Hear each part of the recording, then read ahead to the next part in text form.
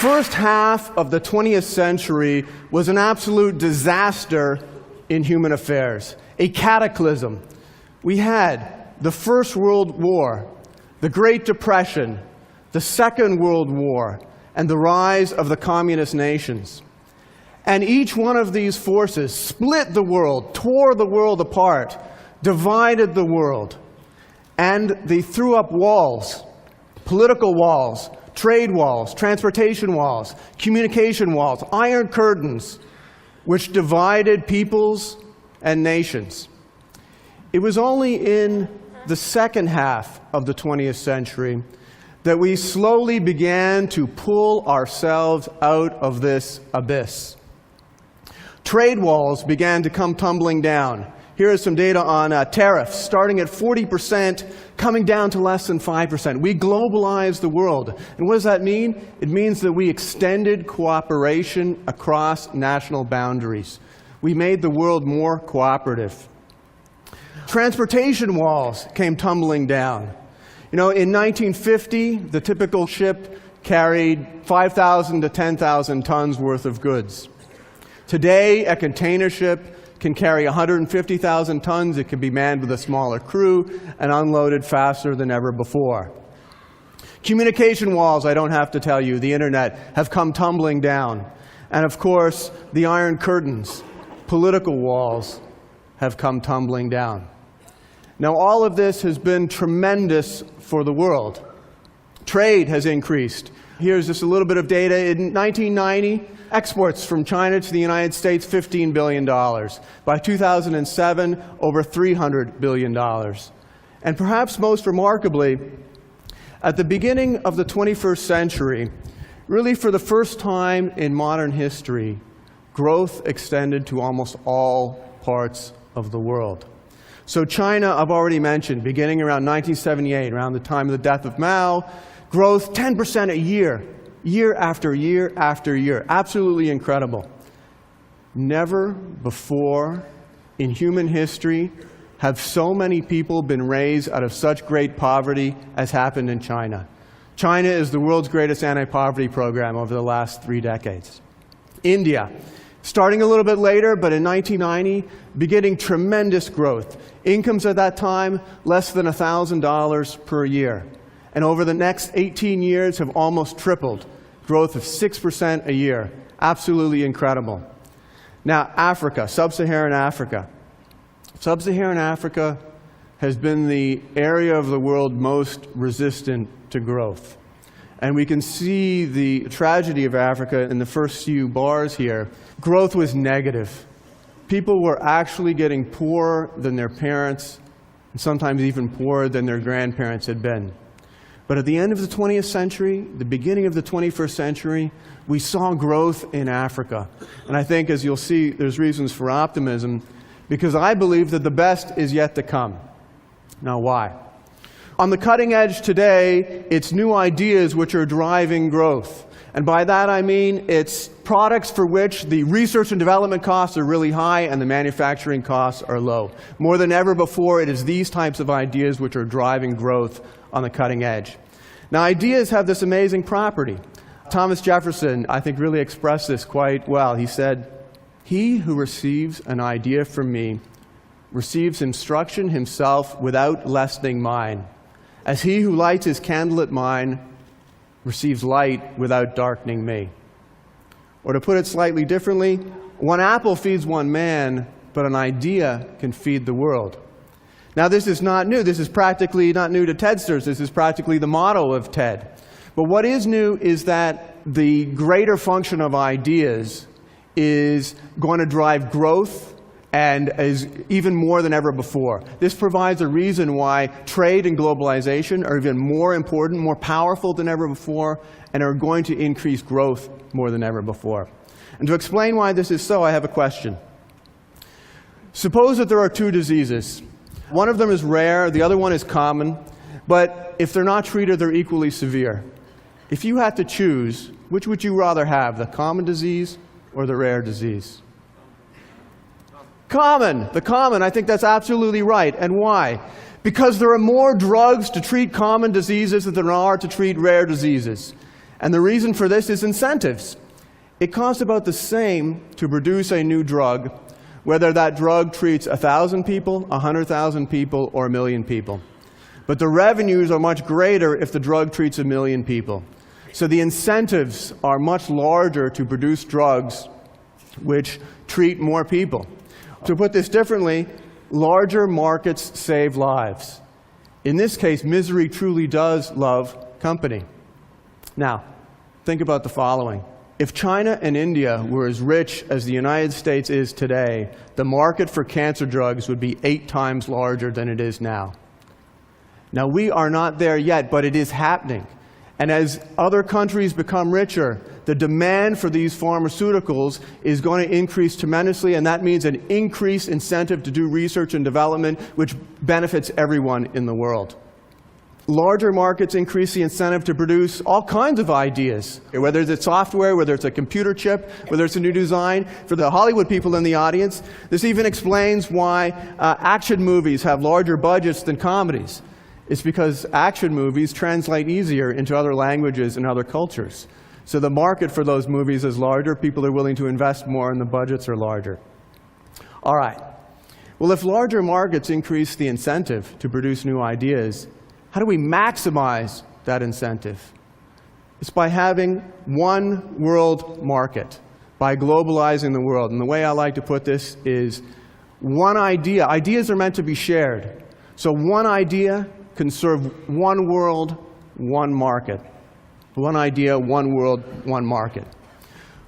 Well, how else can we create new ideas? That's one reason.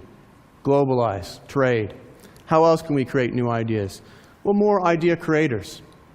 Now, idea creators, they come from all walks of life, artists and innovators, many of the people you've seen on this stage. I'm going to focus on scientists and engineers because I have some data on that, and I'm a data person. Now, today, less than 1% of the world's population are scientists and engineers. And the United States has been an idea leader. A large fraction of those people are in the United States. But the U.S. is losing its idea leadership. And for that, I'm very grateful. That is a good thing. It is fortunate that we are becoming less of an idea leader, because for too long, the United States and a handful of other developed countries have shouldered the entire burden of research and development. But consider the following. If the world as a whole were as wealthy as the United States is now, there would be more than 5 times as many scientists and engineers contributing to ideas which benefit everyone, which are shared by everyone. I think of the great Indian mathematician, Ramanujan. How many Ramanujans are there in India today, toiling in the fields, barely able to feed themselves when they could be feeding the world? Now, we're not there yet, but it is going to happen in this century. If you think, the real tragedy of the last century is this. If you think about the world, the world's population as a giant computer, a massively parallel processor, then the great tragedy has been that billions of our processors have been offline.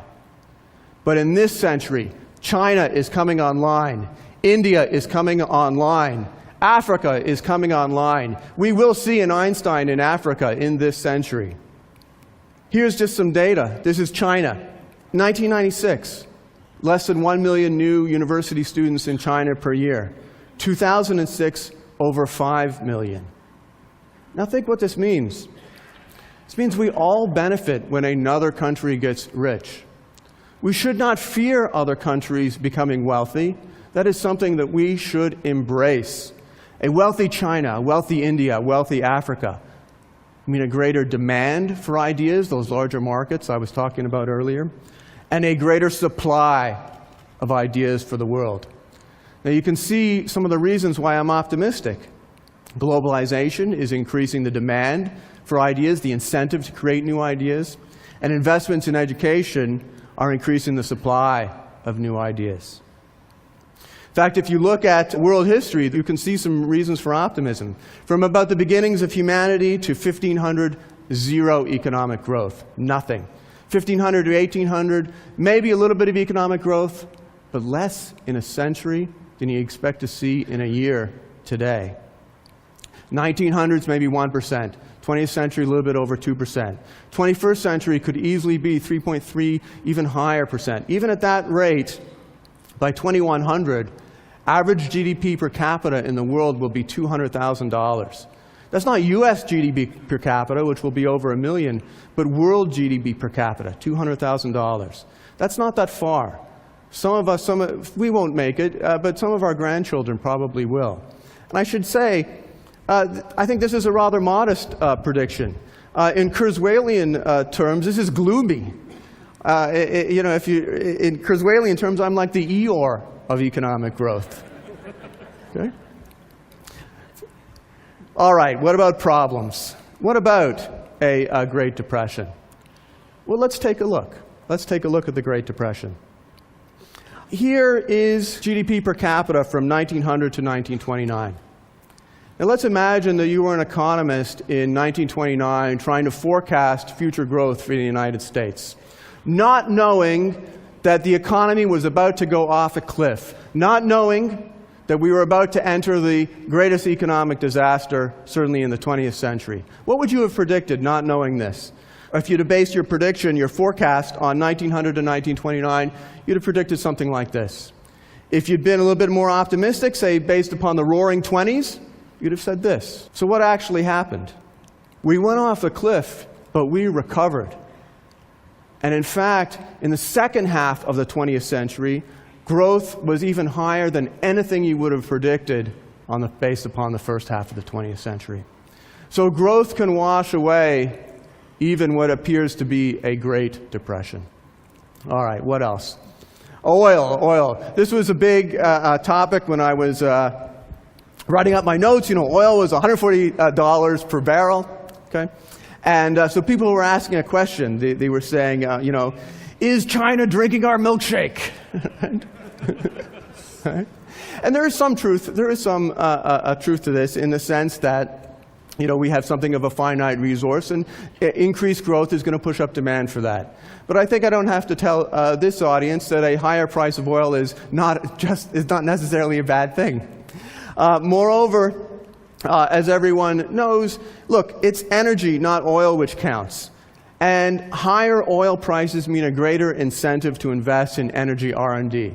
You can see this in the data. As oil prices go up, energy patents go up. You know, the world is much better equipped to overcome an increase in the price of oil today than ever in the past because of what I'm talking about. One idea, one world, one market. So I'm optimistic, so long as we hew to these two ideas, to keep globalizing world markets, keep extending cooperation across national boundaries, and keep investing in education. Now, the United States has a particularly important role to play in this.